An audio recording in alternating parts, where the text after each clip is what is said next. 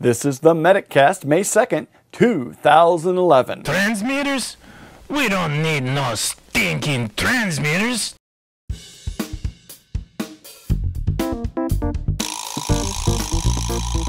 This is the MedicCast, a podcast for EMS providers by EMS providers, featuring EMS news, products, tips, tricks, and commentary.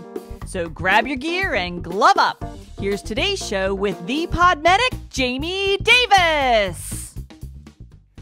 Well, good day and welcome to this week's episode of the MedicCast. I'm your host, Jamie Davis, the Podmedic, and I'd like to welcome everybody to the program this week. We have a whole lot going on for you, so I hope you'll stick around and check out the entire episode. We have, of course, our beginning news segments and looking at what's been going on in the world of EMS in the recent weeks. And we'll also then be moving on into our tip segment. And actually this week's tip segment is an interview I did a while ago with a responder who had trained CERT volunteers in Haiti. Now these are the Citizens Emergency Response Teams that are out there and trained here in the U.S., and there are some people that are doing training of the same types of skills: emergency first aid, quick and easy triage and assessment skills. And he had trained CERT teams in Haiti that were actually some of the first people on scene when the earthquake struck there about a year ago. And considering everything and all the discussion that's been going on about analyzing the Japanese response, I thought it would be a good idea to take a look at that later on in this episode and review that that particular interview, which actually I'd forgotten we had done. So I actually found it as I was going through some old hard drives and found it. And so I'm happy to have been able to dig it up. And so we'll be able to play it here on the show, here in the tip segment later on. And it's a good discussion of some of the things that went on, some of the response, and just some things to consider when you're training people in your community, perhaps, and also thinking about what those CERT teams are likely to find if there were a disaster in your area. We have all those tornadoes going on in the Southwest, so it's something to think about. Before we get on to that, I do want to remind you that you can find links to everything we discuss in this and every other episode over at the MedicCast blog, and that's mediccast.com/blog. You can also always get back in touch with me by email. Send those emails in to podmedic@mac.com, and don't forget to call in on the voicemail line, 941-306-3342, 941-30-MEDIC. And of course, we'll have more information on social media, Facebook, Twitter, and everything else later on in the show as we close out. But let's get on to the show as we move forward here. Let's jump on into this week's news, and I'm going to kick off with a great story, and it's a sad story a little bit, but it's a great story on end-of-life planning and how it eases the suffering of elderly patients who are terminally ill and just don't wish to have resuscitation efforts engaged on their behalf. But of course, as we know in the EMS sector, there are some very specific rules that need to be followed to have a valid do not resuscitate order, both for in the hospital or for those DNR orders that are valid outside of the hospital. And sometimes those are two separate documents. So what do you know about the rules for your region? Hopefully as an EMS professional or even as a student, this is something you're aware of or will soon be aware of. And it's something you need to keep in mind because of course you will need to know how and when to respond appropriately in a resuscitation effort if a patient has a valid DNR, or how to recognize a valid DNR. This particular article is really aimed at the public, but I think it's one of the steps we often miss when we educate about do not resuscitate orders, because patients and families in our communities are not always aware that they may have something like a living will, which would be valid for removing someone from life support in a hospital situation in some states, but may not be valid outside of the hospital. And because they're not aware of that, because maybe their medical professional staff or your hospice community care or local primary care physicians are not aware of it, they send patients home with information on how to have the do not resuscitate orders for the hospital filled out, but they don't tell them about the information needed for emergency medical services professionals. So this particular article is a great point of how to reach out to your community and educate people. Also, talk to members of the community, talk to members of different civic organizations. Reach out and make sure that your local physicians groups and hospice care organizations are aware of the fact that what the rules are for emergency medical services, so that they don't have a patient who has expressed wishes for do not resuscitate but doesn't have the paperwork to back it up. And so you're going to be responsible to perform a full code despite the fact that the family is telling you that this is not their father or mother or family member's wishes, and you don't have a valid DNR to show for it. So this is just something to keep in mind. I think it's a great example of just another one of those community outreach articles that educates people about the kind of work we do. And I think that's something that it's deceptively simple to do, and it's yet somehow people find it hard to get these kind of articles out there. I can tell you lots of local newspapers look for opportunities to fill space in their paper periodically with articles just like this. So if you keep a few of them in your back pocket and you keep in contact regularly with the local newspaper editor, you'll find that, hey, they'll give you a call and say, hey, do you have something I can put in this month's or this week's paper or tomorrow's paper or whatever the case may be. Same thing for other types of news outlets, including local news websites, local radio stations, and TV stations. So make sure you're reaching out and educating your public so that you don't have to be put in that difficult situation of explaining to family members that you have to make the attempt to resuscitate this person, despite the fact that their family is adamant that their wishes are not to have that done. So you need to make sure that this doesn't happen by making sure that your families are well educated about what that process means. Next up is a couple of, actually two different articles about the response and the disaster response situation in Japan. There's a great article that came out of a New York news website, New York State news website, looking at a Spring Valley, New York EMT who is just back from a 10-day deployment with a local church volunteer organization as a nurse and an EMT to help and staff shelters and help out with the response to the earthquake and tsunami in Japan. And so this resident by the name of, I'm going to get it here, it's Ayal Lindemann, okay, 54-year-old nurse and paramedic, has just gotten back and has pictures of some amazing things. As he mentions in the article, a car that is stranded has been floated up and left sitting on the roof of a 4-story building. That's pretty impressive. But also, one of the things that he mentions is that the Japanese people are amazingly resilient, which I think we're all seeing in the news reports as that continues to unfold, but also that they were really very, very prepared, much more prepared than you might see in a similar population here in the United States, which I think none of us are surprised by the fact that we aren't very prepared. But seriously, if something like this were to happen in the United States, say on the West Coast, would we be doing as well as they're doing? Now, I think there are a lot of people who might argue they're not doing all that well. But I also think we could look at what's going on there and say it could have been a whole lot worse. And certainly the aftermath could have been a whole lot worse as if there weren't resources and response plans ready to put in place. We've seen what happens when response plans have a hard time getting set up and staged. If we remember back to what happened with Hurricane Katrina, and of course years before that, Hurricane Andrew in Florida, all of these are good, hard lessons, and yet we aren't really learning from it. We don't seem to have held those thoughts in our brains and continued to be as prepared as this volunteer says the Japanese people are. So I urge you to take a look at his article and see just a little bit about what he came about and saw over in Japan, and also check out the article and get an idea of some of his thoughts about their really fantastic emergency response program.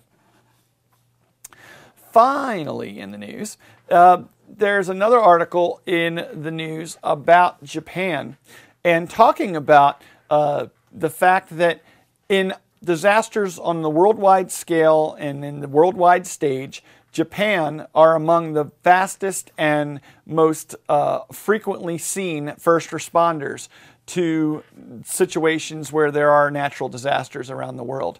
And I think that this is something that maybe a lot of you may not know, but Japan really, because they don't often send soldiers out to multinational defense forces for the UN because of the way their constitution was set up after World War II, they have become very active in the aid response and sending disaster relief to places that need it. And so this particular article makes the point that, you know, the people in Japan, it's time for us to pay that back. It's time for the world to pay that back and get response to them when they're in need. And I think it's important to point out that I think you can bring this home as a lesson to yourself as a first responder, as an emergency responder. You are not immune to having disaster strike you, your family, your communities as well. And so how prepared are you individually to handle response? And how prepared are you to protect yourself and your families when there is a disaster situation going on, when you may not even be home during the disaster response and not able to help and protect your families until after the initial aftermath. So we need to certainly see just kind of the lessons learned here. They're treating themselves. They've got their own response plans, as we talked about in the previous article. But in this article also, thinking about how prepared you are and also what kind of help you could expect. And hopefully the world will continue to pour out help and assistance to Japan and help them overcome the crisis that's still ongoing there. The nuclear threat, the ongoing problems on the coastline, the continued issues that there are parts of that area they can't even really get to clean up because of the dangers of radiation in the area. So we need to continue to think about these types of things. And again, check out these articles for yourself, because that's really, I give you a very, very brief kind of sketch of what these articles talk about and then kind of jump into my commentary, my take on it. You need to go check these articles out and see what you think. Maybe print them out and post them at your station. They're great resources to generate discussion for training opportunities. So I always take a look at these articles and I urge you to do the same. And of course, you'll find links in the show notes over at the MedicCast blog, mediccast.com/blog. Time to jump into this week's tip of the week, and I want to go ahead and jump into that segment, interviewing listener Steve, who's on to talk about his CERT training project in Haiti and some of the aftermath and response when he went back down there, and some of the people that he had trained had seen and participated in immediately following their devastating earthquake over about a year ago, or a little more than that. Steve is checking in here, and of course you'll notice right away if you're watching the video version of the show that this was recorded and taken care of in the old studio and the old layout we had on a standard def camera. So you'll see a little bit of difference in the camera quality on the video, but not appreciably poor, I don't think, and certainly the audio quality is great, and we get a chance to really get a sense of what's going on there. So let's jump in to pick up that interview with Steve. Hi, this is Jamie Davis, the Podmedic, and I'm here with a special interview segment. We're going to be talking a little bit about community paramedicine and also how that applies to areas in possibly third world situations, as well as areas that have been struck by natural disasters, war, and other issues. So I have a special guest on with me, and I'm going to let him introduce himself because he contacted me, and I'm really looking forward to getting this interview moving forward. Steve, tell us a little bit about yourself and what your background is in EMS. My name is Steve Lichtenberg. I'm an EMT volunteering in Montgomery County, Maryland. I've been teaching wilderness first aid and wilderness first responder classes for about 7 years now. And over the last 2 or 3, I've really been thinking about how do you modify that for disasters and for any time that there's my thing's 3 days. Anytime there's 3 days from medical care. So that's kind of where we're at. So you've got that background in wilderness EMS, which is so important for being autonomous and being able to take care of some things on your own. And you've extrapolated or extended that out to apply to a natural disaster situation, and that could be applied to multiple situations. Recently, I think you said you were involved with some of the rescue efforts and recovery efforts in Haiti, and you got a chance to apply some of these things that you learned. Can you give me a sense of how that worked out and how you were able to apply these lessons learned to a very specific disaster environment? When we went down to Haiti, we went down there with a goal of training the local population, not us actually doing the work. We did some train-the-trainer programming in emergency medicine and search and rescue with kind of the CERT program. We ended up training 44 people, and of those 44, one of the groups was originally trained in CERT in 2004. They were one of the first teams to get to the epicenter of the earthquake in January. Over a 5-day period, they triaged and treated over 1,000 people. And for those that don't know, a CERT team is? CERT team is Community Emergency Response Team. What they are is basically just community members that have volunteered to get a little additional training and just some basic first aid, basic fire suppression, basic search and rescue, and come in and help in community when there's a disaster. The program was originally started in San Francisco, specifically for earthquakes, but now it's been expanded and FEMA's taken it over. So we modified it for the third world and made it a little more applicable to what they need.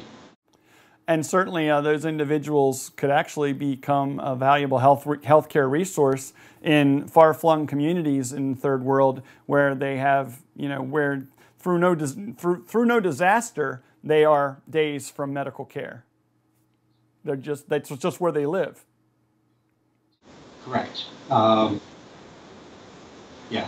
Typically, in both of the villages that we were in Haiti, if someone got injured, they either died or they were put in the back of a pickup truck and driven over really terrible roads for sometimes days to get to a hospital. So any care they get before that will help. And, the goal is saving lives, and they did, and they have. So really extending those lessons and this is not just a third world lesson, this is a first world lesson. As we saw with Katrina, even with the best intentions and the best technology, it takes several days for state, local, and federal forces to be able to be moved into place where they can actually support a community that suffered a natural disaster. So that the community resources, such as CERT members, are a valuable tool to help people begin to survive for that initial 48 to 72 hours. Exactly. The program certainly works anywhere. If EMS is overwhelmed and because of a snowstorm even, and the ambulance isn't going to get there for 12, 14, 24 hours, if you've got a little bit of training, you're way ahead. Right. It doesn't take much if you can deal with certain life threats and you can keep somebody alive with just basic BLS skills.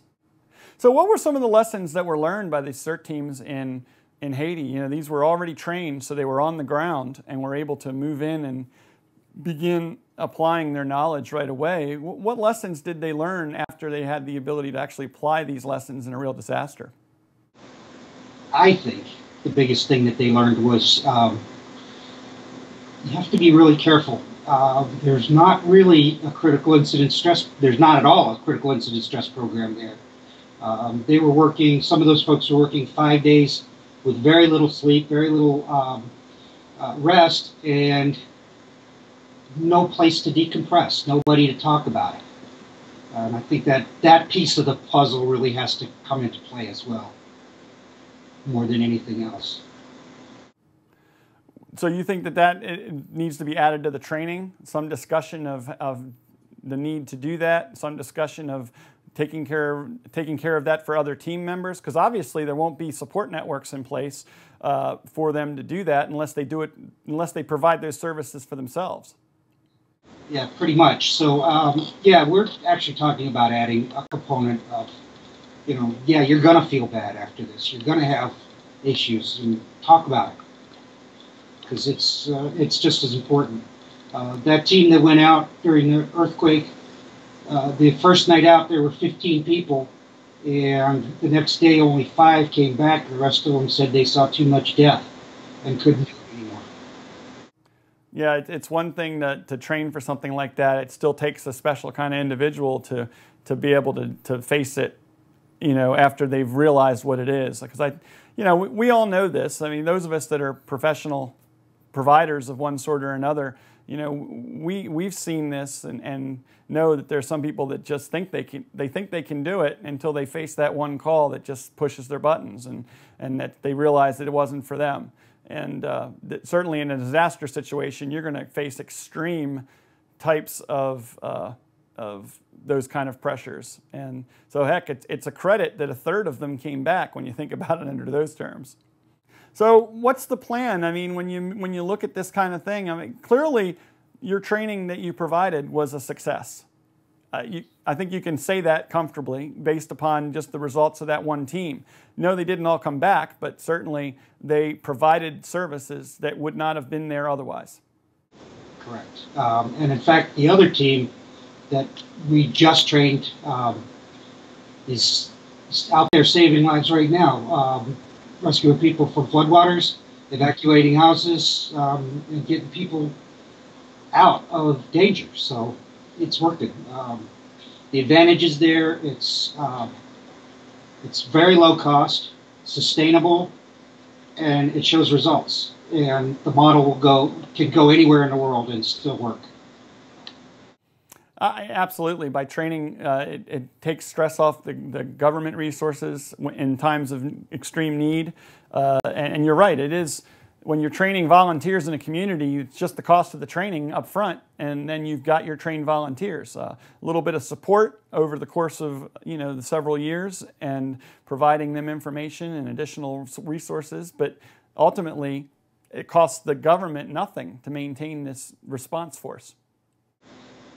And even the teams have become self-supporting in that they are running fundraisers themselves to get supplies and get equipment. So yeah, it's now government resources, and it just is great for the community. It sounds like it.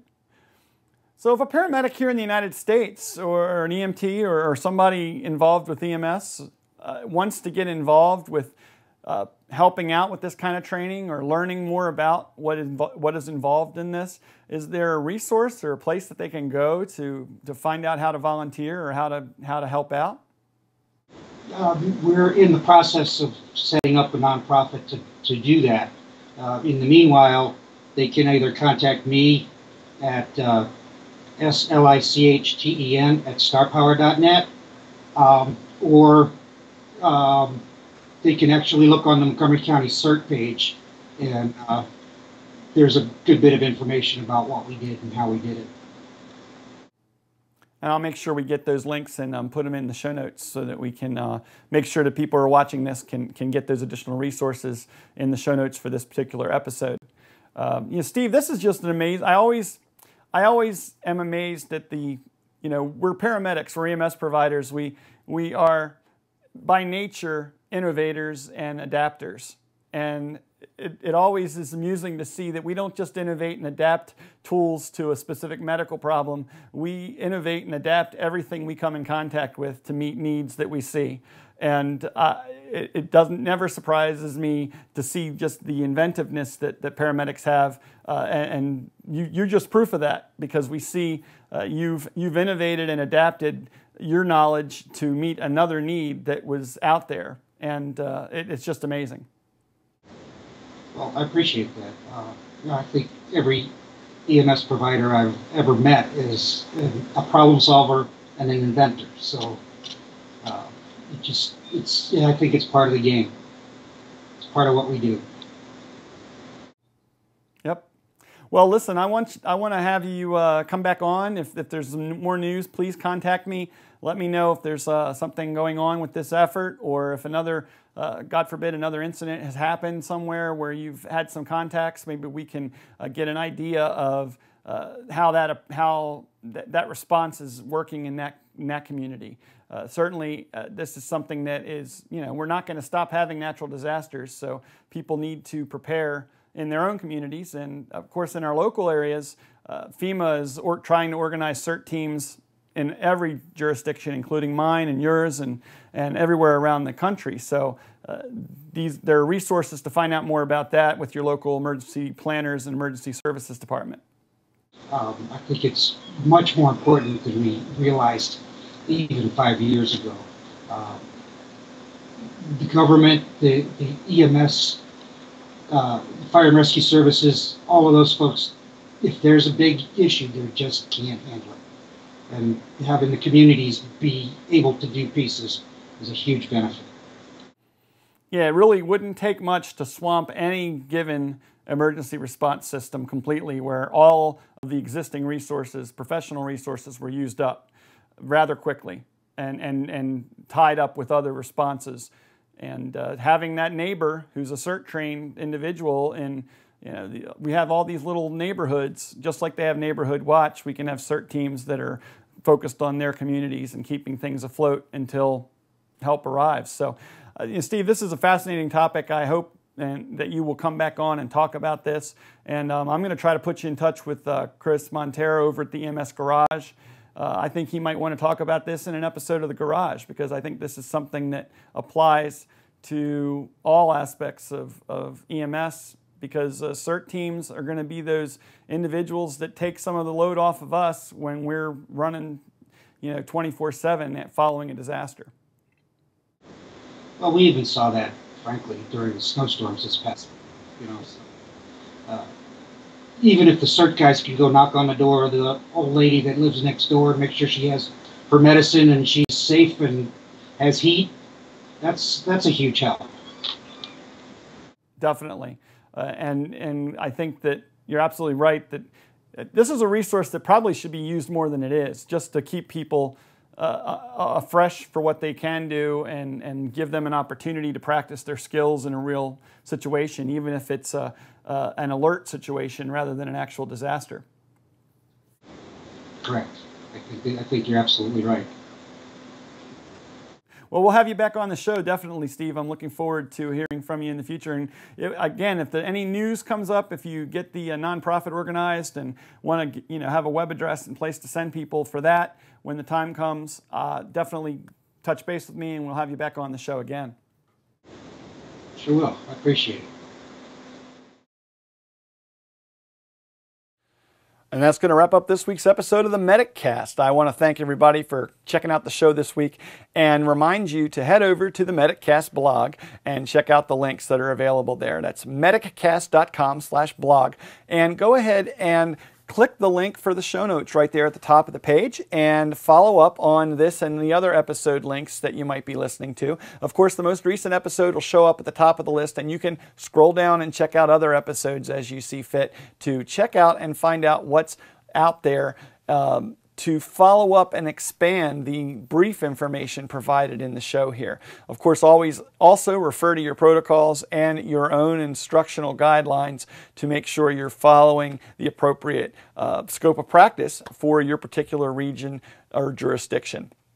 If you'd like to get back in touch with me, I'd love to hear from you. Send emails in to podmedic@mac.com. You can also call in on the voicemail line, 941-306-3342, 941-30-MEDIC. And of course, leave a comment on any of the articles over on the site. I love to hear from you that way. And if you leave a comment there, I don't know if you knew that, but it'll actually send me an email too. So I can go over and comment back on your comment. And the nice thing about that is it's a more public forum, so other people can share their thoughts as well. And it's a great way to get a little bit of discussion going on over at the MedicCast blog. So take advantage of that and use the comments links you'll find right there at the top and the bottom of every article and post there. We'll go ahead and make sure you can catch up with me in other ways, of course. If you want to follow me on Facebook or Twitter, you can find me under the handle Podmedic. And don't forget about the MedicCast fan page on Facebook. You can click the like button there on the top of the page at the MedicCast fan page and become a fan of the MedicCast. And I post extras over there, questions, extra links and things throughout the course of the week, all over there at the MedicCast fan page on Facebook. So become a fan of the MedicCast and join the over 2,000 other fans that are over there already and participate in some of the lively discussions that happen there as well. Time now to go ahead and close out the show, and I will close out with a song by Carrie Cunningham. We've played her music here before, and I think we've actually played this song here on the show before. It's Carrie Cunningham's Single Life. If you like what you hear, you can go ahead and check out her links in the show notes, and also a link there to check out her songs over in iTunes if you'd like to pick up one or two of her songs. It's a great way to show thank you for Carrie for sharing her music here on the show. And heck, you know, if nothing else, visit her website and let her know you heard her song here on the MedicCast. That's it for me. I'm Jamie Davis, the Podmedic. We'll be back again soon with another episode for you. Coming up next week, we're going to be looking at the second half of our series on the National Registry Airway Skills Station, focusing a little bit more on the advanced airway skills. And that'll be coming up in the next episode, so stay tuned. Anyway, if you're doing nothing else, please try to keep one thing in mind. Scene safety, BSI.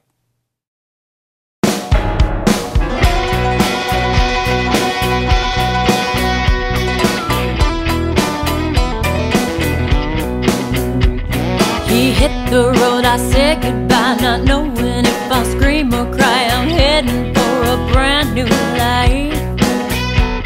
I slammed that door and cleaned the mess, slipped into my brand new dress. That red one makes me feel the best. But Wendy and Peter Pan are flying with Superman, bullets in Neverland. I'm looking straight ahead, forgetting about what was said. Right now it's time for bed. I'm living the single life, dancing both day and night. Sounds of my baby's crying, eating, sleeping, it keeps repeating. I'm styling up Barbie's hair with sparkles and glitter flares, sleeping with 3 teddy bears. The single life.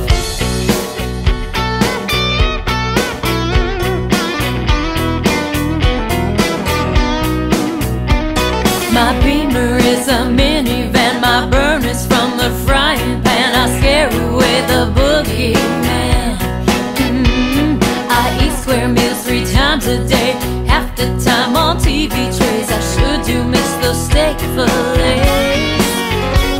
But who needs the married life, just being somebody's wife, hearing all those alibis. Who says to happiness with someone who pays the rent? I'm fine with my 10%, yeah.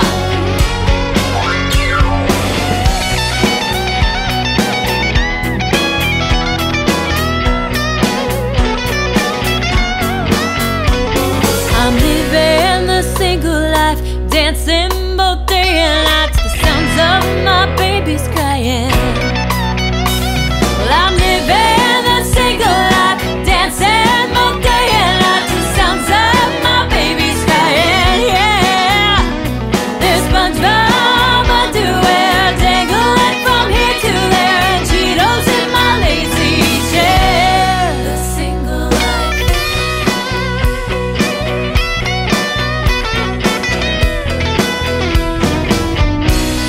The single life.